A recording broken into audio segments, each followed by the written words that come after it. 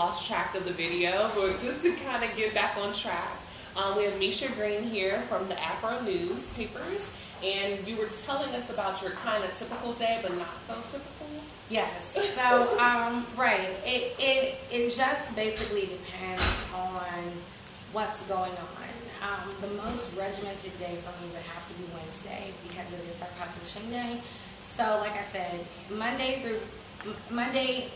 through Friday, and then even weekends, other than Wednesday, it's me checking the news, interviewing somebody, editing articles, going to an event. You know, people always tell me like, oh, you're always on this red carpet or at this gala, and I'm like, oh, that's work. Like, you know, I'm on the whole time I'm there.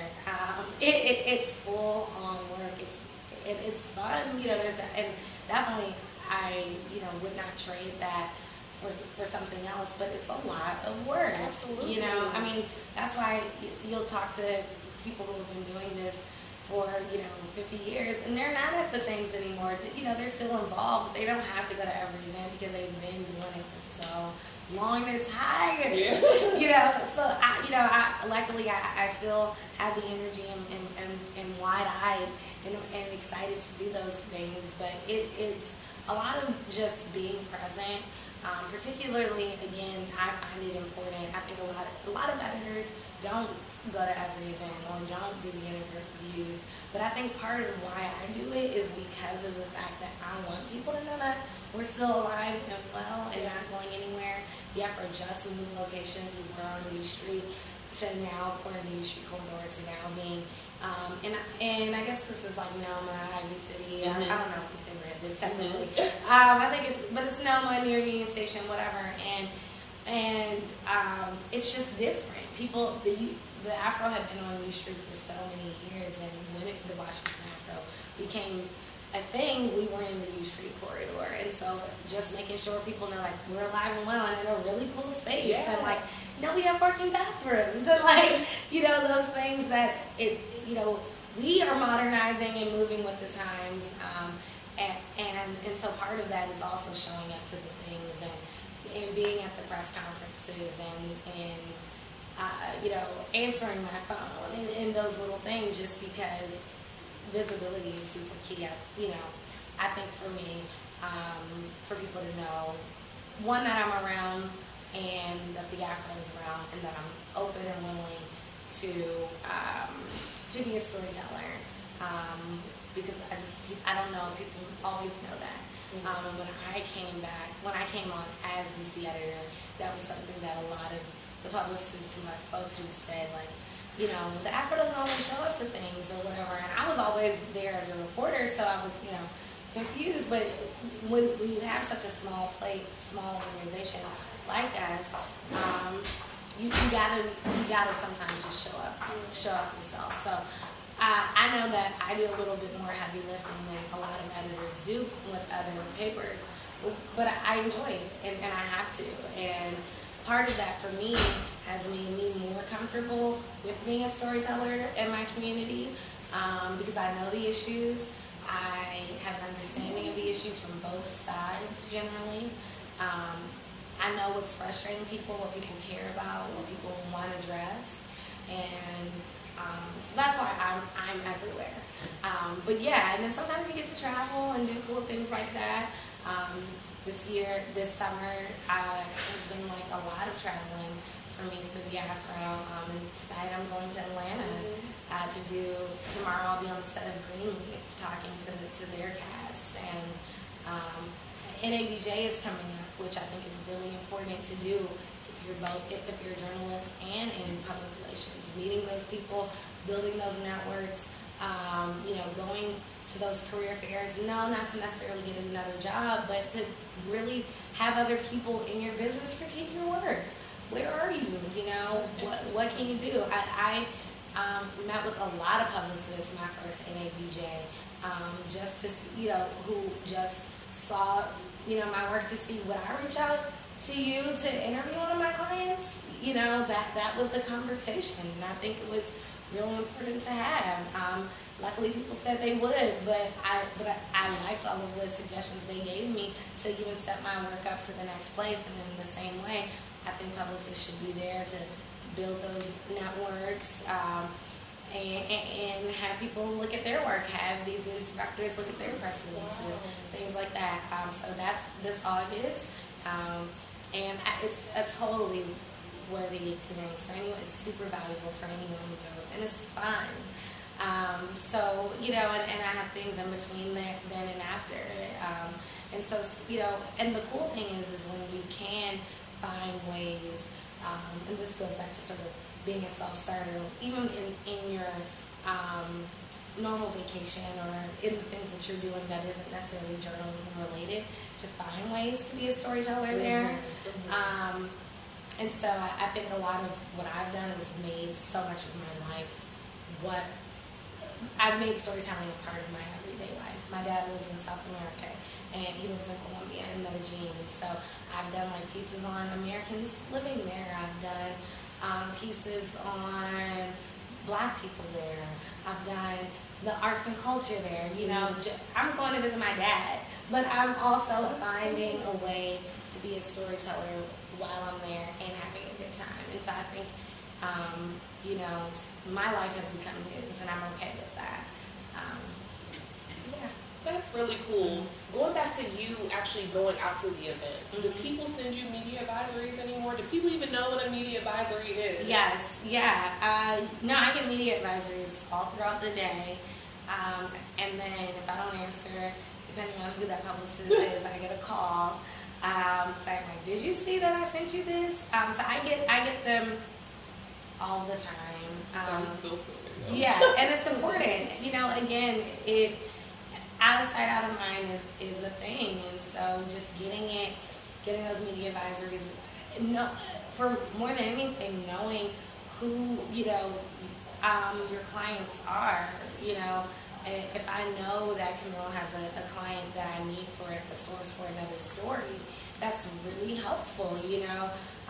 It might not have been about this person, but I know that one of your clients has information that can really add to my piece and help it grow, or give an insight that I didn't have to make this article balanced. I mean, that's all a part of it anyway. So sometimes just getting the media advisories, even if you know that you're not going to, even if you say this person's not going to come to that event, it's important because you know who their clients are. Yeah. That's really fulfilling to know that you're looking and you're storing it, So my work isn't in vain, even if it's not necessarily in print. Yeah. A lot of people, especially when I'm bringing on new clients, I'm telling them, okay, it takes a good 6 months, for you to really see the change.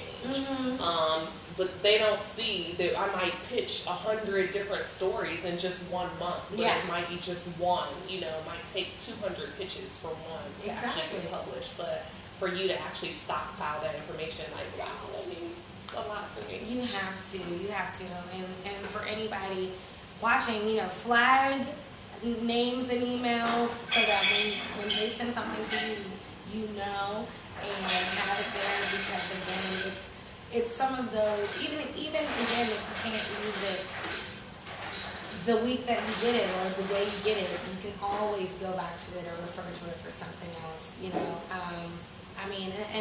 that's with everything. I do it so often. That's cool. I do want to ask about lead times. How do you really respect people who respect lead times?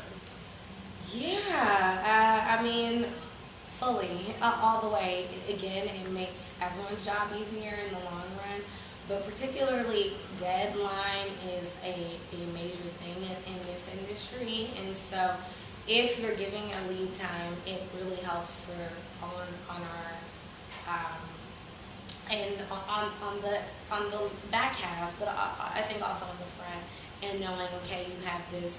The AFRO has an editorial calendar that we work out of, and so it really helps because even if I get, something in June for an event, the first week of August, I can at least put it in the editorial calendar because I know it's coming up, and so that way 2 weeks or 3 weeks before when I have to start planning who I'm sending out for it or whatever, I have that information.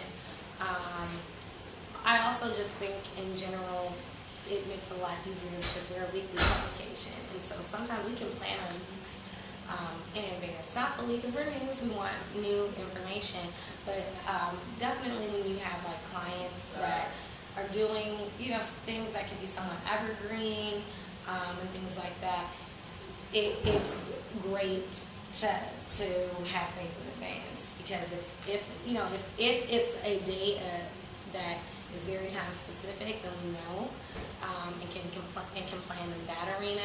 And things, I obviously know not everything, and with all these embargoes that we have now and things like that, we just you can't always jump on it. You have to jump on it, but lead time is something that I definitely appreciate. Now, the other side of that is I am an urgency kind of girl, and I like the urgency that comes with journalism. And so sometimes when I do have something that's 2 months in advance, luckily we have the editorial calendar, so it's there. But I'm like, I don't need to worry about that now. I'm glad we have the editorial calendar. I suggest anyone having that, because I will sometimes forget, even if I try to keep it on the back of my head. Like I said, I have generally 5 to 10 stories floating in my head at once, and so I'll think like, I remember that day, and I know there's something happening that day, but I don't know what it is, and so being able to go back into that editorial calendar is really nice. But it does, it will sometimes go on the back burner if there's not a level of urgency to it. But that's why on our side we have to remain as organized as possible. Wow. Okay. I appreciate that.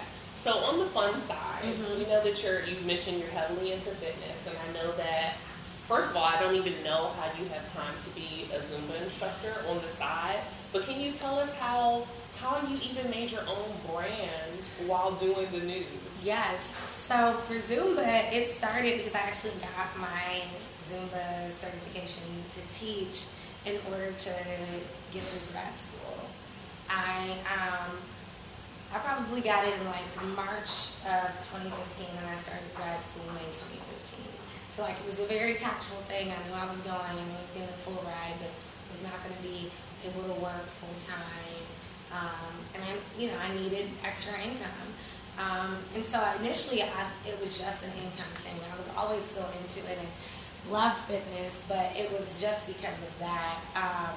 And then what really kind of clicked for me is particularly people who knew me that would come to my class would say like, this brings you so much joy. Like you can tell you're having the best time in the room. Like it's your birthday party the whole time you're teaching. And I knew I enjoyed it, but for it to translate to other people really meant something to me and made me say, okay, this is more than just a moneymaker. This is part of my brand. I'm going on record saying this. I think I could be a full-time Zumba instructor. No lie. I love it so much. I would miss journalism for sure, and I would find other ways to do it and be a storyteller. But I really do love it that much. That said, I really was able to create my brand because I enjoyed teaching it. One thing, and this has worked for me, I would not say this would be for everybody. And I've talked to people who have critiqued me one way or the other about it. Mimi P. Green, my Instagram, has Zumba, has journalism, has acting, has all that there. I have created pages I have a Zumba page that I barely use now because I think what makes me so unique in me is that I am all three of those things. And I love them all so much, and I don't separate it. And so that has worked for my brand and my platform.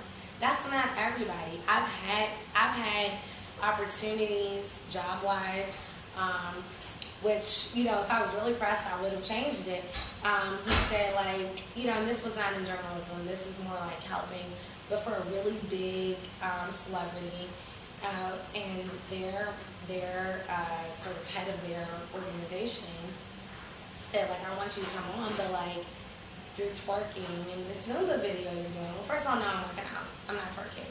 You know? Yeah. And we can go into long conversations about how dance and movement and twerking in particular is of our people and should not be. You know, I know it gets grotesque to certain people and can be sexualized, but I've studied abroad in South Africa, and I've been with those tribes who were doing exactly what we call twerking. Yeah. So let's just go there. Yeah. You know? And we're doing it to work out, and we're not twerking. We're doing planks and shaking at once. Okay, so yeah, check out my IG. There is a video of that. But anyway, long story short, all of you, I was told, you know, why don't you just put all of that on your Zumba page and separate the two. It was always personal versus professional. And that didn't work for me. I had another journalist friend of mine who was really big time. I'm not gonna say his name. But he's huge, and he is kind of known on his social media as like a jerk, you know. I mean, that, you know, he is. He's funny, you know. People like it, and one, he's in the sports world, so he can also do that in, you know, in sports reporting. You know, talking trash is a part of sports reporting, so he has that sort of flexibility to be that guy. But he was like, no, keep it all, bikinis, all of that, you know, not in order to sexualize it or anything like that, but it shows who you are as a person. It makes you relatable. And some of the people who I look up to the most in the journalism world, you see all those pieces to them. And then you have people who, like Oprah, who doesn't, her whole name is her brand. You know what I mean? Like, and she does that. She separates it maybe, you know, on who's running these different things. And there's different meetings for everything, which is the same thing that I do. But all of it is Oprah. Yeah. You know, she doesn't separate the food from the TV station, from what was the show, from what is the magazine. It's all Oprah. Yeah. And you know, people can say what you want about her. She is a genius at brand marketing for that reason. And so, I mean, I'm going to take the page out of the, you know, one of the richest women in the world and do that. You know, and still be professional because it is who I am. But all of it is a piece to my profession and my brand. I am still very careful on what I post, you know. But I think it's really important that you see the full person. For me, other people may work a different way, but for me, that has been the best. Yes, and you have a podcast also. I do, and that's right on my page.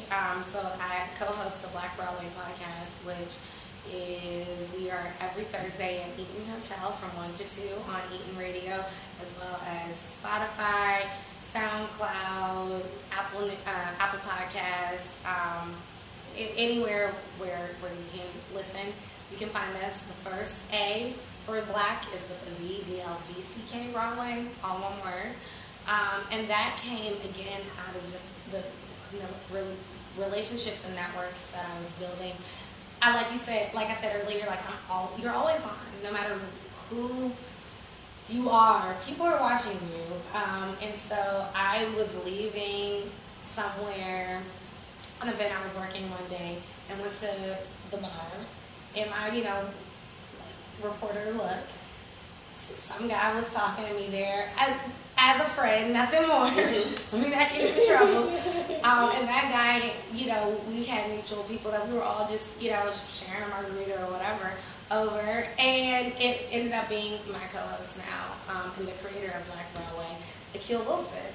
Akil is a journalist and a barber. His dad used to be the voice, the black voice of Capitol Hill is what he was called, George Wilson, legendary reporter, radio guy from DC, or not from DC, I don't believe, but, you know, a staple of DC.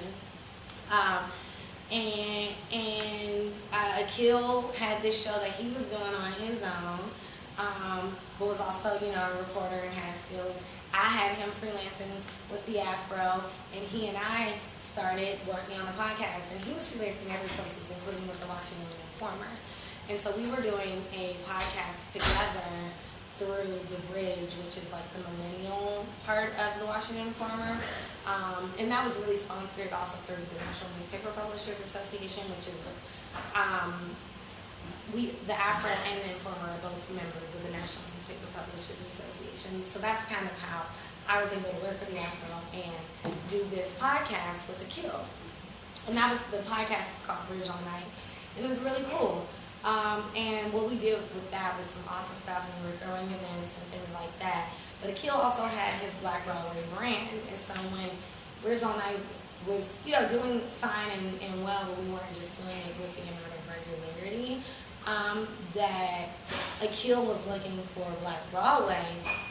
We still are definitely part of the love and creation of that has been Bridge on Night. But he was looking to also do more for Black Broadway. So we have been weekly reporting Black Broadway, if not more, and doing events, live events as well. We've actually done them everywhere because we were doing the Bridge on Night stuff at tons of locations. But we did sort of our first home base with Black Broadway was Big Chief, and we had an election special. So shout out to all the people at Big Chief who allowed us to be geeks and wear suits and share the returns of the election and why voting is so important, and talking about voting rights and voter oppression that still happens to this day. And we had Dr. Benjamin Chavis, who's head of the National Newspaper Publishers Association, but more famously he was the organizer for the Million Man March. He was one of the leads for the directors of the NAACP. He also, for people who've seen Belly, he is the one who tells Tommy, "Put the gun away, Tommy! Put the gun away, Tommy!" That's Dr. Chavis. And so he believed in what we were doing. He had seen us with Bridge All Night, and we had him as our special reporter for that. And we had entrepreneurs on that show. Who aren't necessarily, you wouldn't say they're directly correlated to politics, but everyone can be correlated to what you're talking about if you make it work. So for example, we have Hope Wiseman, who is the youngest Black dispensary owner. I think youngest dispensary owner anyway, and she happens to be a Black woman, which is just really cool. So she was on there talking about how legislation was important to voting and things like that, and particularly legislation surrounding cannabis rights and things like that. So we made it work, and still in a relatable way. That went so well, we have not stopped. So it's November 2018, and we're just enjoying the ride. So, sorry, I was talking about the places we do it. We were at Big Chief. Big Chief is still home and family, and now we're at Marvin doing their rooftop event, for the live event, which is once a month. And that's not exclusive. We can be other places too. Definitely with conversation and a great idea and a great space that sort of fits what we do. But again, we're very local. What's happening in DC, particularly to the sort of millennial and Gen X sort of. Gen X, is before millennials, right? So Gen Xers and millennials, and sort of in between and after, but the news that is entertaining, we sort of go on the basis of educating, entertaining, and engaging.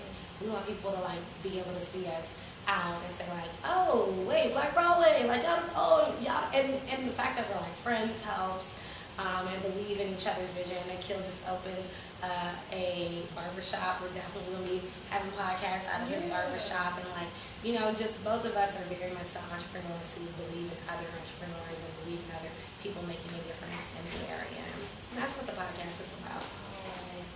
That's the whole movement. The marathon continues. The marathon continues. And it was really inspiring to us prior, and then of course his passing really was one of the places that kind of helped us really say we have to continue pushing and really building up our community. And we were at the visual in Malcolm X Park or Indian Hill Park, depending on who you're talking to, and which was huge. Thousands came out remembering Nipsey Hussle, and we did a video package of all the interviews that we had done, talking to people about why Nipsey was so important, and just you don't not you. This is why you don't judge a book by its cover, because a lot of the people we were talking to there were like busting out SAT words about why Nipsey Hussle is so important to the Black community, and to the world. Really, not just the Black community, but in terms of just building up a strong and vibrant world. And it was really interesting to hear people's takes and how someone who was a rapper, right, made such a difference. Yeah. His life was taken so, viciously and savagely, but who made such a difference in all facets, in eating healthy. Yeah. And you know what I mean? In business, like, in documentary, like, and knowing your worth and knowing your history, like, even people talk about Nipsey's mom, now in sort of at her sort of higher state of thought, and just like really making a difference. The marathon absolutely continues. So that's what we're hoping to do. Absolutely. Lastly, before I let you go, can you kind of shed a little bit of light about being young and in the newsroom and having such a high position of power? How was that received? And being, well, at least you're at an African-American medium. Mm-hmm. But, that's a big deal. Yeah. It's interesting. I approached this position from the beginning like a role. And not because I wanted to separate myself from it, but because as my first managing editor while I was here, because I had to put on my big girl panties. When I started this position in January 2018, I was 26. And most of the people who I was leading have been in this hustle and in this game before I was born. Yeah. Just straight up. I mean, again, a lot of those people, my dad retired as head of the DC Parole Board, and my mom was really major in DC PR, and now is major in the Episcopal Diocese of Washington. So, people kind of already knew things about me, but, knew my parents, and I was a little girl to them. And so both of them gave me the advice of, you're coming in there as the editor. What would an editor do? How does an editor conduct themselves? How does an editor talk to people who are going to blatantly disrespect you because of you're young and you're a woman and all those things? And so, it was very clear for me how I approached it in a way where this is one of the best acting roles in my life because I have to do it every day and beyond from the moment I wake up. And that's how I was able to approach it. And again, it's who I am for sure. It's not just a role, but it's the hat that I wear at the moment, which is DC editor. And so it was, there have been, luckily I have been very much so embraced. I mean, it helps that you definitely, that saying you catch more flies with honey than vinegar. It is so true. I mean, when people try you, let them try you. But, it almost can sting worse when you go backwards with the honey than you do with the vinegar. Because they're like, dang, she cut me and it was sweet. Or she was respectful to me and I just cursed her out. Yes, Yeah. But I've also had to sort of lay down the law and to people, again, who have been in this game sometimes longer than I've been born. And it is hard. And, people don't necessarily like when you have to sort of, lay it down in a way that it says some things they don't want to hear. But you just got to do it. And, and again, in those moments, that's really when the role comes in. I'm doing my job and I'm playing this role to the best of my ability because, no one wants to tell somebody their work sucks, but sometimes you have to. So, no one wants to say you're being lazy. No one wants to say, look, you didn't make the deadline. I can't take this. But sometimes you got to do those things.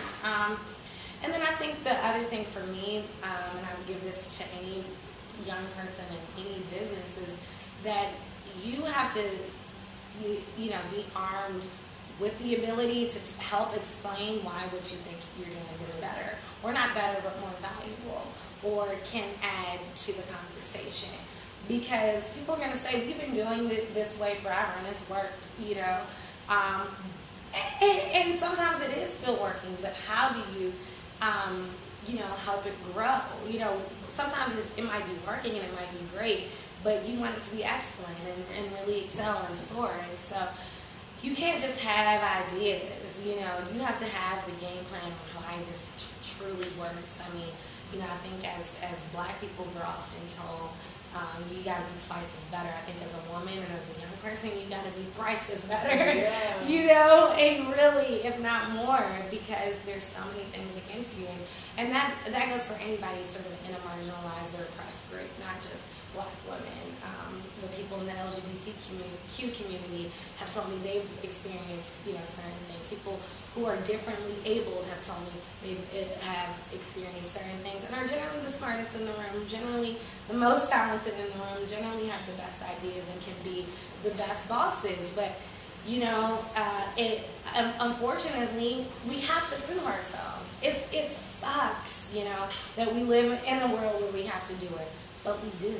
We do. And so if that's the case, we gotta be on it, you know, and not ashamed. So yeah. Thank you so much. You shed so much light. You guys, we have to get her on out to Atlanta. But if we have any questions, I definitely can funnel them through you. I don't know how available you are to taking questions. I am, and I give my email out, mgreen@afro.com. It's really easy to find me. And I check my email all the time, so please reach out. Yes. That's so refreshing, because even with Michelle Richardson, like, I would never just bother an editor, you know, like, you don't have time for that, but it's really refreshing to see the flip side, like, no, you know, ask questions.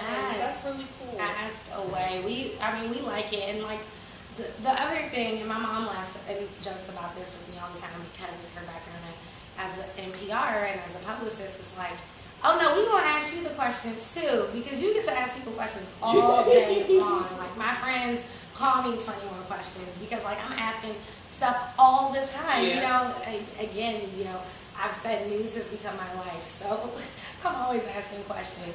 So ask away. I like to answer questions, and for me, it really helps sort of see how other people are receiving either the news I'm relating or receiving my brand or whatever. So ask away. Thank you so much for doing this. It's so powerful, especially for young girls, to see that, oh, I can do that. There aren't, you know, these just traditional roles. So seeing, especially people of color in these positions, I think is very inspiring. Yes, definitely. I've been inspired by other people who look like me. So I'm happy I can continue that. Absolutely. And congratulations, you're doing it. Thank especially you. For a young African-American woman, like, wow. Thank you. It's a grind. It's a grind. So, you know, every day I'm just thankful that I get to be a part of the grind. Absolutely. So humble. Thank you so much for your time. Thank you. You're doing it. You're killing the game. And, you know, again, I just think for anybody watching, it's so important to be the self-starter and find unique ways, and that is exactly what you were doing.